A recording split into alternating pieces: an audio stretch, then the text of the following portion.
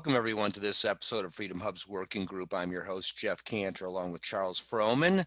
Want to remind everybody we're sponsored by your-mp.com, which is the marketplace for health, wealth, and freedom, and it is the disruptor's intersection.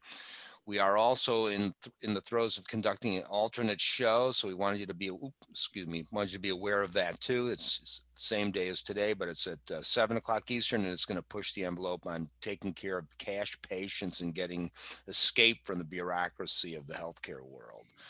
Again, we want to visit the site, so let's take a quick detour. If you get over here, you'll see there's a wealth of things to check out. Under the Home tab is the Webinar tab, which is pertinent to today. And then also the continuing the conversation, we'll kind of cut to that first because it's pretty important. That's really where we get a chance to connect with the speaker after today, because there's going to be some killer stuff you learn about between all of these. And many of these people, you're going to want to start to help further their cause or get on their blog or donate or participate or whatever it may be. This is your way to do it. So you'll connect with them accordingly. Now, also, we have under the Freedom tab, another real quickie thing to highlight is the Fighting for Freedom tab. And this is really where we have issues that are of importance, variety of organizations that are out here working to get freedom on our side, as well as videos and things from various sources of the past.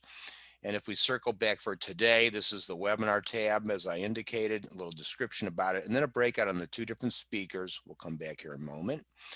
Who's coming up, so you can plan forward. And then very importantly, the links where these shows all go up over the weekend. So every Monday, there's always fresh videos. It's a simple example. If we click on the Brighteon link, this will take you here. As you can see, a pretty lengthy list of great videos, all extremely strong. And again, you might want to connect with some of these people after the fact. So I would certainly encourage you to explore through these and share these accordingly. And on that note, let's go back to the webinar and see what we've got in store for us today. So Charles, I'm going to have you jump in here. Gladly, Jeff, and welcome, Robert. We're excited to talk about school choice. And as I wrote in sort of my provocative manner to drive traffic here, the interest in school choice has to have increased over the past years. Hysteria and the draconian orders that a lot of people wondered why they were hitting the kids as much as the adults. I don't think, and correct me if I'm wrong, that in Sweden and several states, the kids never were sent home from school, never were masked, never were told not to play with their friends. And, parents have really struggled with the homeschool situation, trying to manage the Zoom with their kids. I saw some pushback on some of my promotion. Some folks have enjoyed the experience of being more at home with the kids. And, I kind of concede that point. I have actually. I work from home, and having my kids around is great. And a lot of homeschoolers are telling a lot of activists like myself, get your kids out of the government schools now. But I've taught in the charter schools, and I like that flexibility. It's still a government school. I know about vouchers and tax credits. And, when I left lobbying to get my master's to teach in DC's inner city, as a libertarian, when I look for the pedagogues and scholars of the past that really motivated me, there's some good work out there, studies justifying a more flexible approach with the kids, even radical student-led learning. I think, Jeff, you might have up there a webinar we hosted with Jerry Mintz a couple years ago, who runs the Alternative Education Resource Organization. And, there's a lot of great, successful people out there that went to these alternative schools. We also have Bob Bowden present, half a year ago. He's a real activist on school choice in New Jersey and elsewhere. We've also had Kerry McDonald talk about some of the threats to independent thinking parents around a parental rights angle that Child Protective Service can maybe have a reason to look at you if you don't have your kids in the government school. So there's pitfalls even before COVID, but certainly the interest for this webinar today is pretty up there because folks really want a better situation for their kids. As far as Robert goes, since the 90s, he's been with the Friedman Foundation, named after Milton Friedman, one of the icons of free market economics over the past century. He became CEO in 2009. And that group really pushes one of Friedman's biggest goals, which was to decentralize education, to introduce market forces, to try to improve quality that way, as opposed to what Congress usually does with top-down standards and more funding always. He has written a couple books, including The Vouchers, The Idea at 50 Years Old. He's also has a book, Grading Vouchers. There's a lot of different school choice variety across the 50 states. He we had a friend of his, Bob Chittister, who runs a related Friedman group, Free to Choose, which is a bit broader. But Mr. Enlow's group is more focused on the school choice angle. It's interesting. When I was helping a great aunt of mine run for Congress in Milwaukee, I learned in 1992, that one of the earliest voucher programs came from a Black Democrat, Polly Williams. And because of that, it's always been interesting to me that Democrats sometimes oppose choice, because that's really an idea that manifested tangibly out of the inner city of Milwaukee and maybe elsewhere. Bob knows the history better than me. Robert Enlow has his own kind of soft spot and heart from his background. He worked with the homeless in England, rehabilitating them. He worked at a couple inner city schools like I did.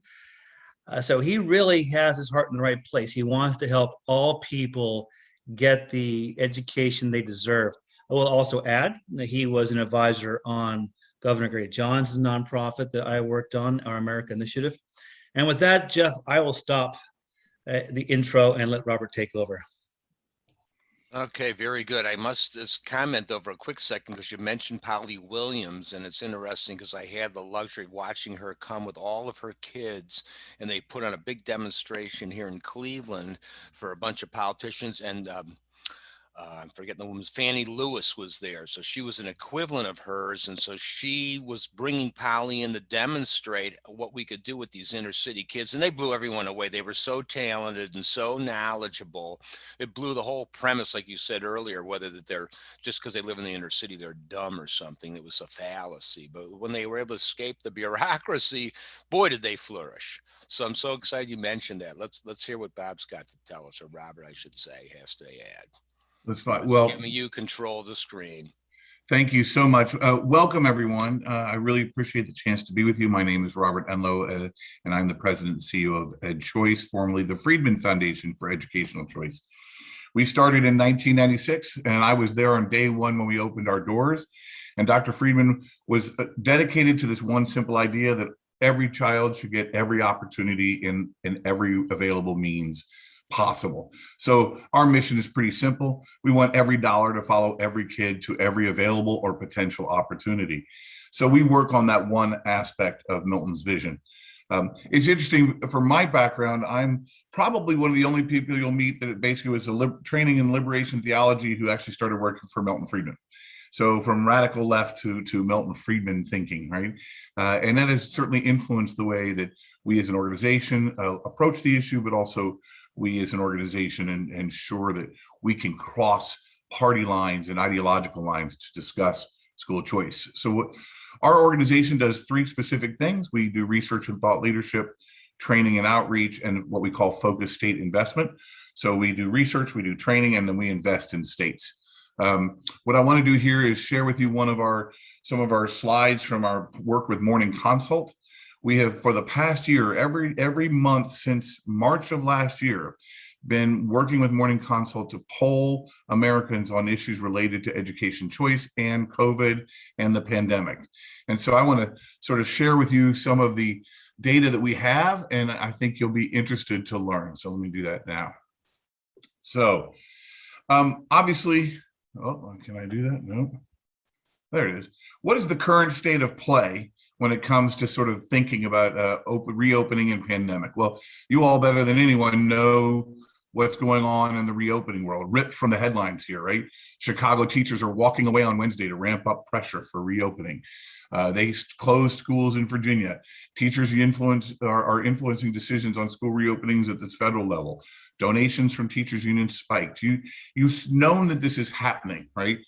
And as the teachers unions have focused on DC, there's been a ton of changing attitudes across the country. But so while the unions are fighting reopening, here's what's going on with the public. So the public is actually giving a mixed approval ratings of the reopening strategies from the various different groups. So you might see that no one has a very big, strongly approved rate here in terms of Americans giving a approval ratings to the way public officials have influenced closing and reopening. The largest chunk of people who don't really have an opinion or relate to the teachers union. But on the whole, Americans give mixed ratings, so some good, some not so good. I think this will change over the course of the next few months, but they're not happy. They're sort of mixed on where they feel the reopenings are going.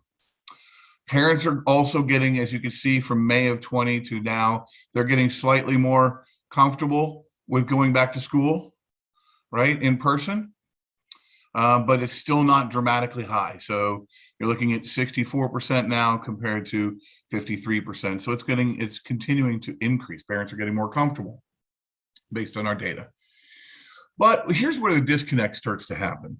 One of the things we learned very early on is that while the unions were saying, you know, we hate schooling, we hate this idea of coming back, we don't like that, we want everyone to be in person safe, and we'll go to online learning, and we don't trust parents and teachers to do this work. Well, in fact, parents and teachers will tell you they are actually better and more prepared than people thought.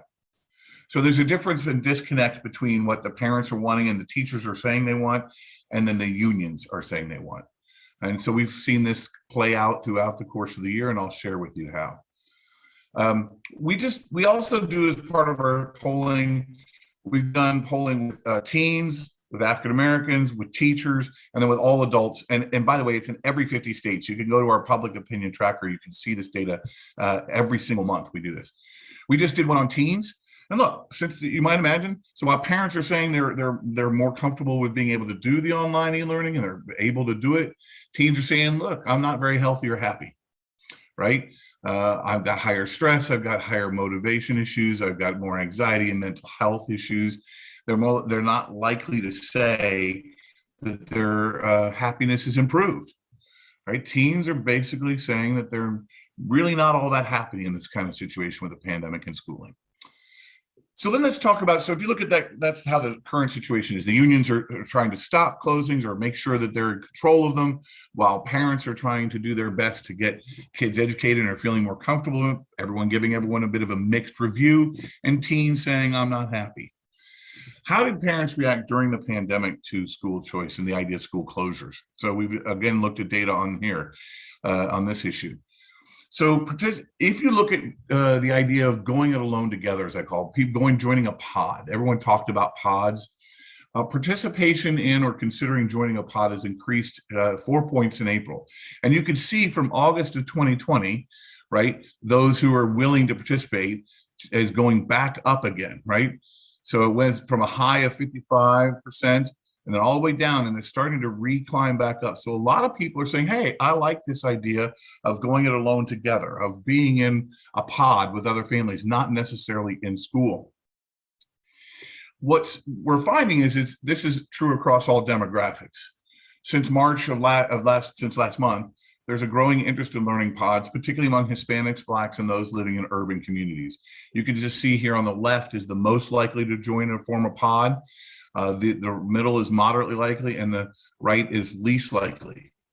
So the people who are least likely to join the pods are suburban, educated district school parents who are Republican, independent, and rural. Whereas the people most likely to join are urban African-American Democrats who are Hispanic, also Hispanic homeschooling parents, and who have they actually do have a postgraduate degree. That's good to see that one. Oh, less than college. So that's right. So, and the less likely you can see that. It's a very complicated chart, but it's super interesting to see who's actually interested in joining a pod and how they have been joining a pod. So at the same time, if you've seen the pod growth continue and the idea of supporting it go, the support for educational choice has gone through the roof. I mean, there's just no doubt about it. So I've been saying this, while the teachers union specifically went out of their way to win the battle in DC during the election, by doing so, they lost the war in the states for school choice. And their responses to all the pandemic has led to an explosion of school choice we've not seen in a long time. And this is seen in the polling that we have. First of all, support for homeschooling is higher than ever, right? So it continues to increase. It's 64% say they're more favorable than it used to be. So we ask the question, how have your opinions on homeschooling changed as a result of the coronavirus? People are more favorable towards the idea of homeschooling, much more favorable than they used to be. And that's really important to say. Black parents are even more favorable. They're incredibly supportive of homeschooling, and they're the ones that actually want to do homeschooling. Again, look at it, it's very interesting. So the majority of white families want to do the education completely outside of the home. But you're getting down to completely at home and 4 days at home, you're seeing a lot more desire for flexibility among families who are Black or Hispanic. Very interesting data here. And as you know, the data has shown that in the last year, homeschooling is doubled basically. It's gone from 5.4% in the spring of 2020 to just in the fall, 11.1%. These are people who are identifying as homeschoolers, and we know this is going to continue to go on. When we ask about education savings accounts, there's lots of education policies that are out there. There's vouchers, which are, I'm going to phrase it this way. We have publicly funded education that is run by the government. Those are public schools. We have publicly funded education that is run by independent entities that are approved. Those are called charter schools. And we have publicly funded programs that are privately run, like voucher programs. And we have publicly funded programs through tax credits that are like for scholarships to private schools. Education savings accounts are publicly funded programs that allow parents a mixed use, not just a private school tuition. Support for ESAs is off the charts, and it's across all demographics. And so obviously private school parents are the most, but I want you to look at this. You've got parents and teachers supporting across the board. 65% is the minimum support for the idea of education savings account. Right. And look at this, district school parents love it because they understand it can be used inside of district schools. It's very interesting. Of course, African Americans and Blacks support education savings accounts at even higher rates. So 80% when given a description of what they are supportive, and 78% versus 78% of white school families. Hispanics are a little lower support. Females are higher, as are sort of, you can see the sort of middle and higher incomes. But look, if you're in a polling situation where you're low, this is what's really, the blue bar is the unaided. Do you support ESAs? And the green bar is a description of ESAs. It is rare in polling in our issue of education choice to see cold numbers at above 55%. So people are really supportive of the idea of choice. Now I just drew this together here today. This is just a short, quick rendering. The circles are all the states that have passed new school choice legislation, and not just school choice legislation, universal. So West Virginia became the first state in the nation to enact a universal education savings account program. Indiana this last week just expanded its scholarship program to basically say anyone who makes $150,000 or less can get 90% of the money to go to any private school in the state. Georgia has expanded its program. Arkansas and Kentucky, two states we never thought would come on board, have started have passed a bill to create choice programs. The growth is tremendous. Going forward, and then I just wanted to spend a few minutes going forward. I want to tell you what I think real quickly in a couple slides is going to happen. Going forward, people want to stay in a hybrid environment, a multiple learning environment. I frame it, we're not in Kansas anymore, right? Most parents believe that schools should provide multiple learning options for the students in the fall. And again, this is across demographics, right? So this concept of we don't want to just be at school for all 5 days. We think about it differently nowadays. And I think that is one of the results of the pandemic that I don't think will be going away. And teens, actually, if you look at the people who are going to use it, teens want a version of hybrid schooling. Their concept is we don't have to be in school 24/7 to be able to get educated. And I think this is what the teachers unions are seeing and why they're fighting so hard to make sure they're in charge. And ultimately what this means is, what is the future of education reform look like, and future of education? It's going to be a lot more bottom-up, parent-led, parent-centered education, where you can see a whole growth of micro schools and pandemic pods and tutoring and maybe even having public schools sort of offering courses while a kid could go to in an ESA program in West Virginia, for example. A child will be able to go to courses in a public school, take courses in a private school, and then get an online tutor. It's an amazing advancement, and we're excited to be there. And we think that now this is the year of universal educational choice, 2021, and it would not have happened without the pandemic. So with that, I'm happy to have fun and ask great questions. Okay, fantastic. I was going to say, first off, with this change and all these great improvements, was any of this driven by some of the shift in the way the curriculum has become in schools too? Did that add to So there is a growing conversation about curriculum, but it's interesting. It's happening in public schools and in very elite private schools, right? So our experience, and I'm assuming you're referring to the critical race theory issues. That amongst others, but that's prevalent at the moment. So elite private schools are beginning to see this problem. You're seeing them in New York, and other places, and public schools are having these conversations. But the majority of non-public schools are just getting on educating kids, because in the middle of the pandemic, they were the ones that were open, right? So it was private and charter schools that stayed open in the middle of the pandemic, and not our traditional schools. And so they're just working on educating the kids. Very good.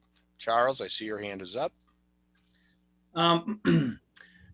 Thank you, Robert. That was comprehensive, and I like the map to see where the clusters are, where choice is really growing.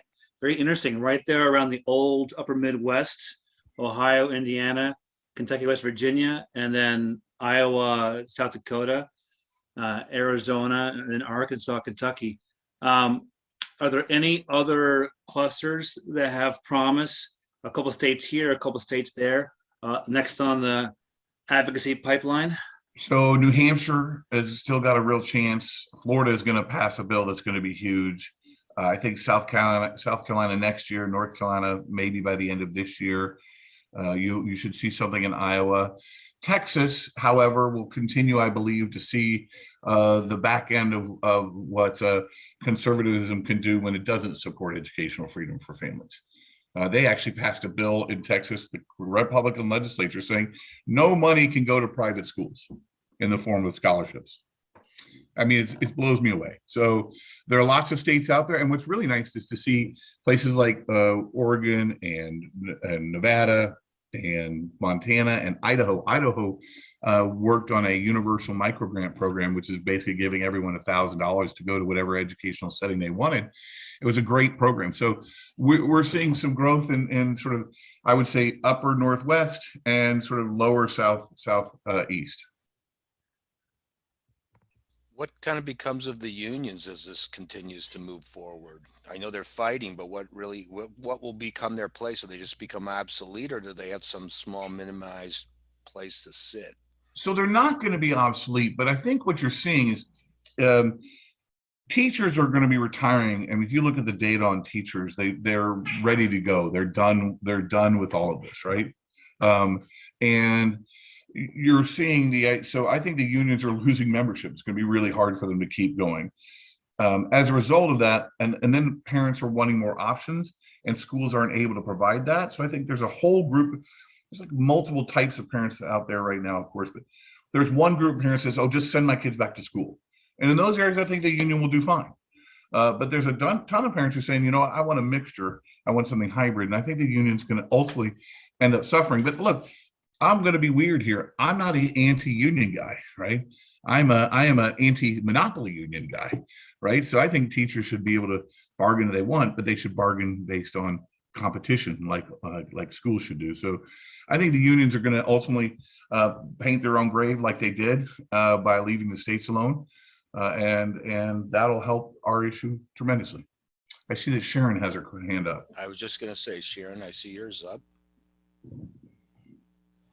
Okay, I would like to, one of the things you mentioned on vouchers, you talked about being able to use vouchers, available or potential opportunity, and that's one of my main concerns.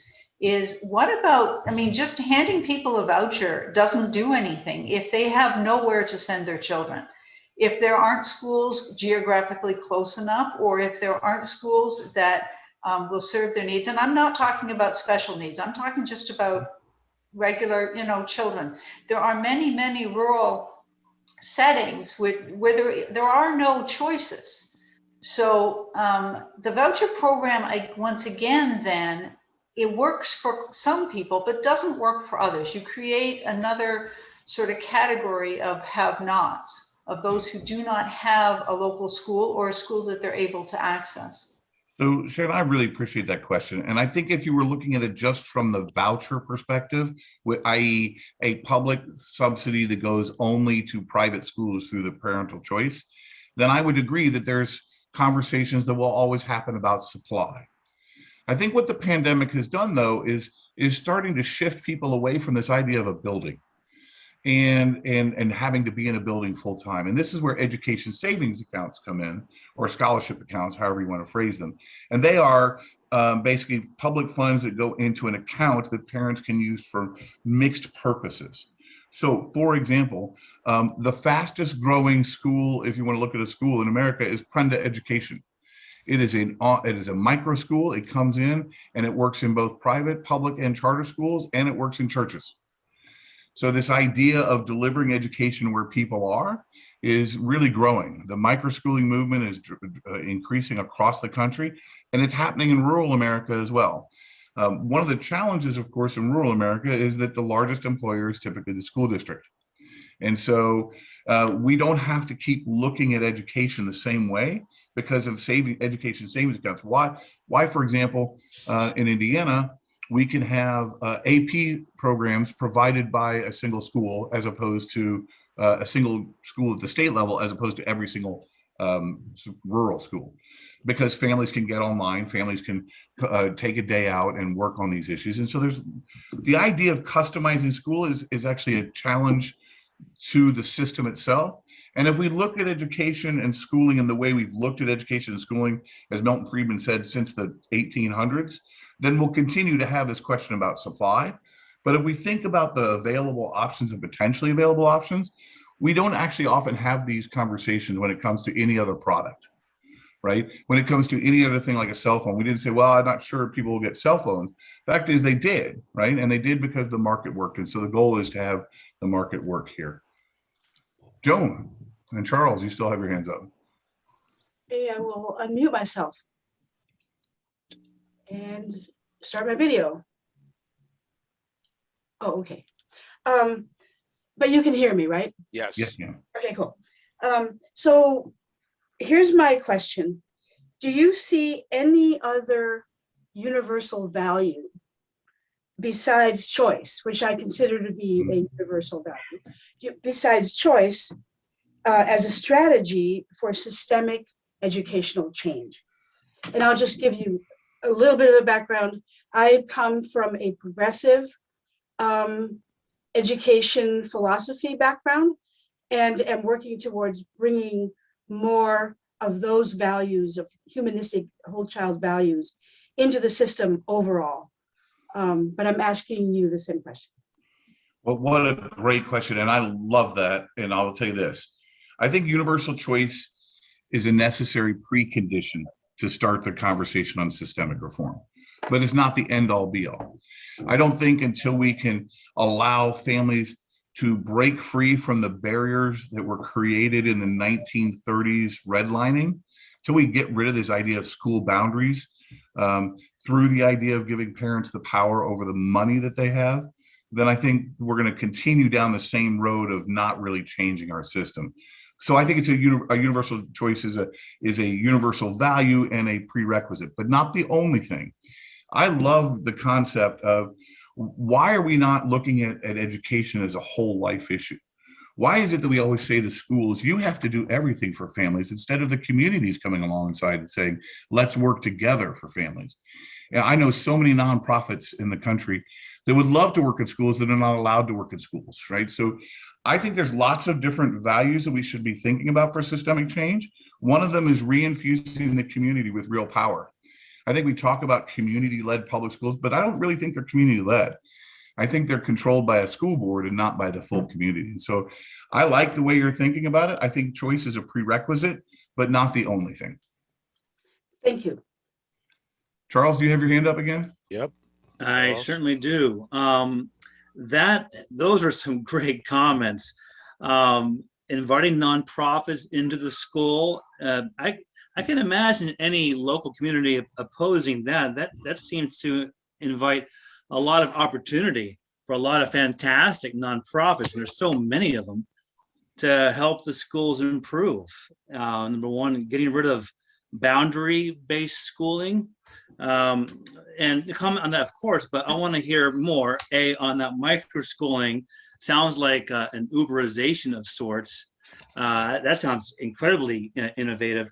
And then I want to hear about how Polly Williams is doing, some of the early voucher adopters in various urban areas going back to the 90s. How are those early adopters doing? And then finally, how radical, the last questioner talked about the whole person, progressive values. You know, when I was getting my master's, I really liked the student-led learning movement, democratic schooling. That's radical, but there's so much potential when you empower kids to follow the interests that they have. And so a lot of questions there, Robert. I can repeat them if you get lost in the answering. No, I mean, let's start with the last one. I think this idea of modernizing K-12 education to include the ability to talk about the whole person, to not have a school building provide all the services.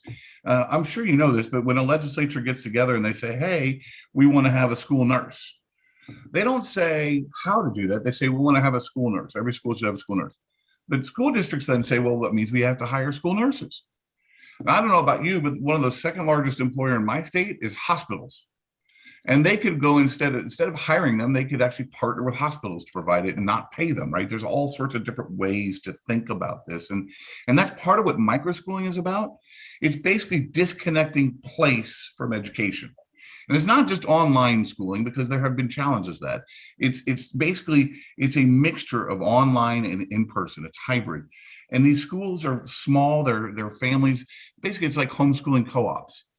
And they're the largest and fastest growing sector of education right now. Prenda is just one of them. OutSchool has 10,000 teachers and almost 100,000 courses now. And they are growing by leaps and bounds. Same thing is going on with Khan Academy Online. You've all seen that. So I think what we're beginning to see is sort of a wave of innovation in K-12 education because of school choice in ways that we haven't seen it. And look, let's be very clear about this. Let's go back to the early adopters. If you look at choice merely as vouchers, you're going to just simply advantage the private school sector and not the innovation sector, not necessarily provide families what they need. Look, Polly Williams, who's since passed, and Fannie Lewis, who is a friend of mine, who's since passed, they saw what was happening to their kids in urban areas and traditional public schools. And they said, this far, but no farther. And in fact, for those of you who know the Polly Williams story, Polly actually supported first, before she got to vouchers, the idea of an entirely Black-owned and Black-run school district in Milwaukee. They wanted to take over the district and run it themselves. Of course, the district wouldn't allow them to do that, and so they went after vouchers instead. I think some of the early adopters are beginning to realize that even private schools have their limitations because it's still school-based, right? And also think about this, Milton used to say this all the time. We certainly don't give families and scholarships anywhere near the amount of money we give families to get a voucher. So in Indiana, for example, where I live, a child who's a third grade child in our inner city at Indianapolis Public Schools will get $15,000 in state, federal, and local money. That same exact child will go to a charter school and get about $9,000. And that same exact child will be given a scholarship to go to a private school and get $4,500. To me, that's incredibly disequitous. Right. And I think it's wrong for us to do that. We should say this is what it's worth and give it to every family equally. And I think that's what some of the early adopter states are beginning to realize, that if you just focus on giving private schools some support, you're not going to change the way they behave. Milton used to say, imagine if you were to make every hot dog stand in New York like a public school. So you could only go to the hot dog stands where you live, and it was free at the point of delivery. So imagine they did that and they made it a monopoly like our schools. Which kind of private schools or private hot dog vendors would survive in that situation? And his answer was very simple: kosher hot dog vendors and elite hot dog vendors. And that's sort of what's happened in our non-public school sector. And so I think what's happening to these early adopters, they're realizing we need to do more innovation to get us to the next level. I hope that answers some of your questions, Jeff. The last part of that question was the Jerry Mintz's, the Arrow folks, Alternative Education Resource Organization, the student-led learning movement, getting to, the students sometimes run the school. There's all kinds of radical experiments out there, a lot of good results, but definitely it makes a lot of adults uncomfortable turning over the reins to students to a certain degree. So you can't see growth until you see change and risk. Look, I support choice because, to me, as I said, it's a necessary precondition. I want to work myself to a position to become a social worker again. My job is, I would love to be in a city where my entire job is to work with families. And John, and I'm thinking of your comment here, work with families where, hey, what kind of progressive values do you want? Here's a setting that can provide that. Or, hey, do you want a student-led environment? Here's one here. And work with families to figure out what's best for their kids, and then let the providers provide that. I just don't think you can get there until you separate where people live from how much money they have to go to get educated. You're real key about that part of it, because it's almost like if I gave you a bunch of tickets at Chuck E. Cheese's and you could play any of those video games, the games are now suddenly competing for you to give them the tickets. But if there's all these little thumbs on the scale, you're never going to figure out what works or doesn't until everyone's trying to compete to appease you. So you're dead on that part of it. That's great. And so let's see what other questions we've got here for you today. Anybody else have a question? Please raise your hand, or if you're unable to figure that out, go ahead and unmute yourself. It's fine. I do want to say, Jeff, that Sharon, just back to Sharon's point, I appreciate your comment, Sharon, and I understand it, and it had over 25 years in this business some of those same concerns. I don't think we get to a solution by not trying sort of anything and everything, including school choice. And so I just wanted to say I appreciate that concern you have, and obviously you have your hand up again. So yeah, I was just say, Sharon, please read in a rejoinder. Okay, so, and I do agree with an awful lot of what you're saying. I definitely am for school choice. But so one of the things that has become obvious in the communities I'm familiar with of COVID is that one of the main purposes of many schools for parents has been a form of daycare, a safe place for their children to go during the day while they work. And so my question would be, would this sharing of public funds, would that be able to also go were the community to provide some sort of, for example, just like just a place for children to go to be safe and maybe go online, maybe have some teachers, maybe not, maybe have things like that, but would they be eligible for that funding? I'd rather that some kids go to the YMCA or Edna Martin Center here in Indianapolis than their schools. And I think one of the things we're underestimating for the future is, and I don't know about you all, but work is going to look very differently, right? So in my organization, we just had a long debate and discussion about how are we going to come back to the office? Are we coming back 5 days or no days, right? And so we ended up with a 2-day situation because a lot of organizations like ours don't need to come back to work like that. Well, that's going to change. That nature of changing work is going to change how education gets delivered. And so I think that's going to be an underestimated point, Sharon, that to your comment, right? As more families are hybrid working, they're going to be more hybrid schooling. And I think then when you look at daycare and the needs for childcare at different times, I think you'll see different vendors and different organizations be able to use that. Right, like right now, I'm sure whether you agree or disagree, So the federal government is just raining money down on states, and they're raining money down on states to give dollars to every community organization so kids could get educated for learning loss. I don't see why those organizations shouldn't be given money to help sort of provide daycare or provide us oversight, or even to churches, frankly. Again, it creates all those various options. Like you said, if you try everything and anything, then we'll quickly figure out which does and doesn't work. Jeff, Yes, sir. Charlie here. Robert, what about the feds? You focus mostly on the states where education policy is run, but there is a education department, there are education committees, there's No Child Left Behind, there's the Elementary and Secondary Education Act. What do you see in Congress, or it's pretty much all the action in the states? Charles, you're trying to get on. No, the federal government on education has been a disaster, right, for the most part. And our goal would be to have the federal government to stay out of education for the most part. And in fact, during the last administration, we were very strong saying, let the states do the work, right? Instead of passing some huge comprehensive national school choice program, let the states do the job. That is ultimately where we think the fight is. But the federal government has found ways through the COVID to absolutely put money in play for education in ways it didn't. You know, I think if I'm right, and Doug, you might know this answer. The Title I budget on an annual basis is like $16 billion.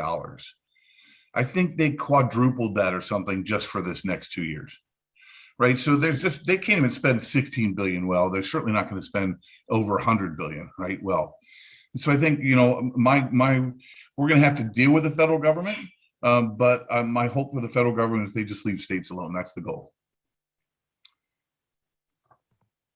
Give them the chance to start to innovate, that's for sure, as they've proven all along. And they could do that. The feds could do that, Charles. The feds could come along and say, we're going to come alongside states and support those who are innovating, right? And some of them are, but like with the governors, a lot of the COVID funds that went to the governor's gear funds, that allowed for some flexibility, and some governors used it well and some didn't. But remember, federal spending in K-12 education until this year is 9% of the total spend. Trifle. Very good. Well, we're starting to wind it up here, actually. So I was going to say, maybe you have some parting thoughts, or what can some of us actually do to help? Some of us don't even have kids any longer in in school age. What are the things that others can do? There's an awful lot of those people out there. Yeah. So the first thing you can do is make sure you're knowledgeable about where your taxes go for K-12 education. I'm sure you know this, but half of your taxes will go to K-12 most likely in your state. And that's both on the state level and probably at the county level. So getting involved with the tax issues certainly is really important. But also, you guys, if you don't have kids, you're incredibly experienced. Come alongside some of these non-public schools or these community organizations trying to educate kids in different communities.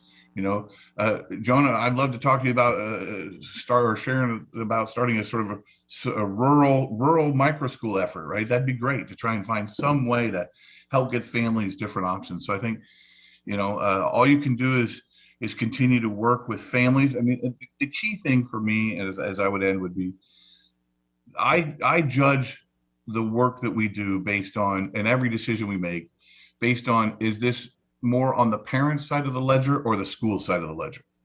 And if it's more on the parent side of the ledger, I'll support it. But if it's more on the school side of the ledger as opposed to parents, I probably would oppose it. And so I think as we think about all these policies, which side of the ledger are they on, should be one of our driving questions. Excellent. What a great way to. And how do folks reach you, Robert? Oh, God, yeah, of course. I put it in the chat, but anyone could get a hold of us at edchoice.org. And my email is rcenlow@edchoice.org. We're out there. We're open. We'd love to chat at any time. Fantastic. All right. Thanks, everyone, for coming today. And especially thank you for spending some great time with us today, Robert. We'll love it and appreciate it. Thanks for having me.